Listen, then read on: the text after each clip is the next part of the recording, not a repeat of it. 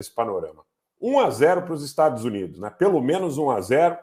Alguns têm dito aí, o comandante Robson, na última live que fez, falou aí no 7-1, que os Estados Unidos bateram forte na China. Eu entendo que os Estados Unidos efetivamente ganharam a primeira partida, talvez o primeiro round, como eu nomeei aqui. Nós precisamos observar as situações que se sucedem.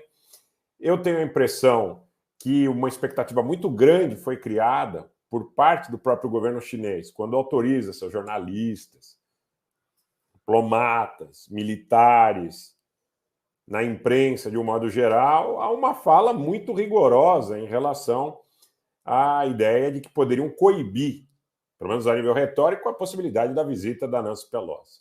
O avião desceu no aeroporto internacional de Taipei, muito tranquilamente, sem nenhum tipo aí de problema, sem nenhum tipo de obstáculo material.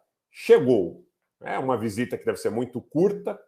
E as reações, né? Quais foram as reações do governo chinês? Eu vejo aqui muita semelhança com o que aconteceu entre 1995 e 1996. Na ocasião, esta crise entre China e Estados Unidos derivou de uma série de testes com mísseis que a China teria, na ocasião, realizado, né, nas águas circundantes de Taiwan, incluindo o próprio estreito. Isso foi entre julho de 95 e março de 96. Na ocasião, o Jiang Zemin, o presidente chinês, teve uma postura bastante parecida com o que eu vejo até aqui o Xi adotar. E, na realidade, você tinha ali um embate com os Estados Unidos, na época também governado por democratas. Na ocasião, o presidente dos Estados Unidos era o Bill Clinton. Eu vejo muita semelhança dentro deste contexto. O Alessandro Tomás está dizendo que o placar foi 10-0. Olha, ganharam uma partida, mas eu acho que, ainda que tenha sido 10-0, 7-1, 5-0, não ganharam por nocaute, tá? Porque nós vamos começar aqui conversando sobre a reação da China, né? Os militares da China iniciaram uma série de exercícios em torno de Taiwan. A resposta foi dada pelo teatro oriental, porque os chineses, na realidade, eles têm 5 comandos conjuntos, né? Eles têm 5 jurisdições diferentes sobre as províncias que formam ali as regiões da China, que é um país grande, de dimensões continentais. Especificamente, esse teatro oriental ele tem jurisdição sobre as províncias de Fujian e Zhejiang, que ficam em frente e acima de Taiwan. Então, como vocês viram, quem está no Telegram está acompanhando de perto. Boa noite, Rodimar, um abraço. Exercício com fogo real. Inclusive, no momento em que o avião da Nancy Pelosi estava se aproximando de Taiwan, muitos caças chineses passaram pela província de Fujian. Houve ali uma demonstração de força, algumas sirenes, alguns alarmes. Houve até uma preocupação de que pudesse haver um embate que acabou não ocorrendo. Esse embate acabou não ocorrendo de maneira material. Agora, a grande questão que nós precisamos suscitar, e que até aqui eu acho que não foi explorada, nem por nós, nem por nenhum outro meio importante, é o dado que nós temos Taiwan no momento difícil, delicado, de conflito na Ucrânia, de conflito numa situação de pós-pandemia. Taiwan é um grande produtor de semicondutores. E os semicondutores, eles são condição sine qua non para que, inclusive, as operações militares se desenvolvam no teatro ucraniano, tá?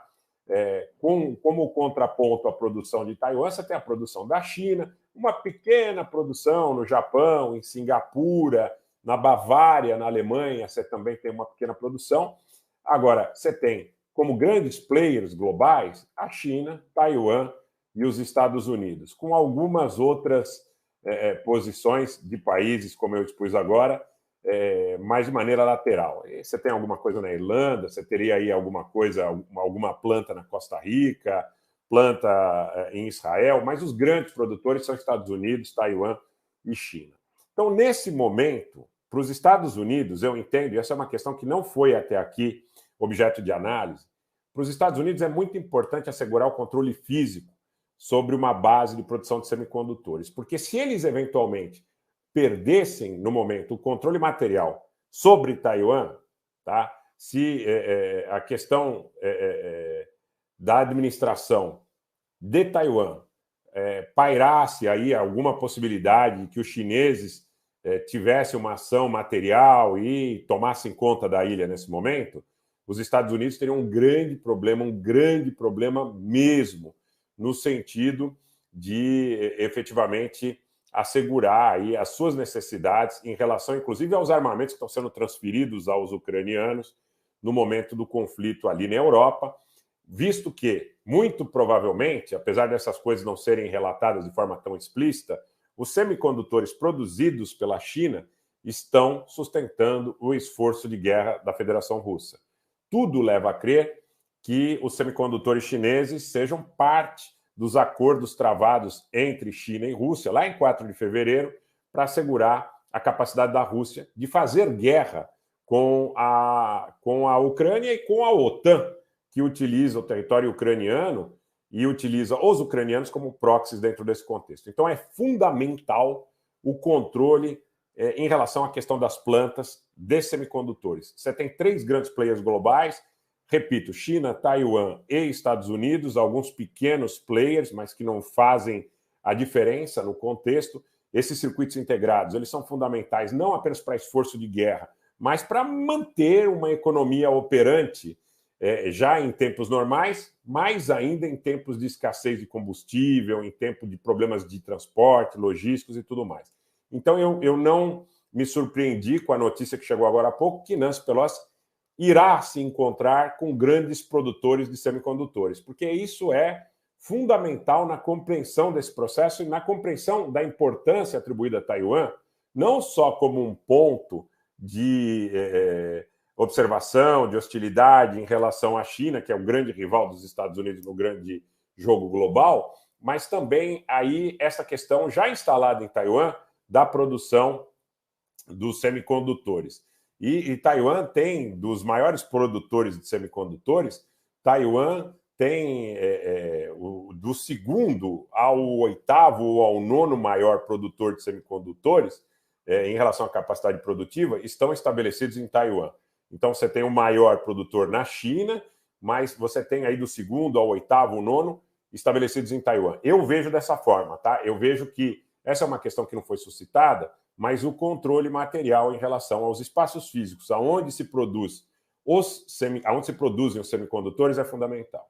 Eu não entenderia de outra forma.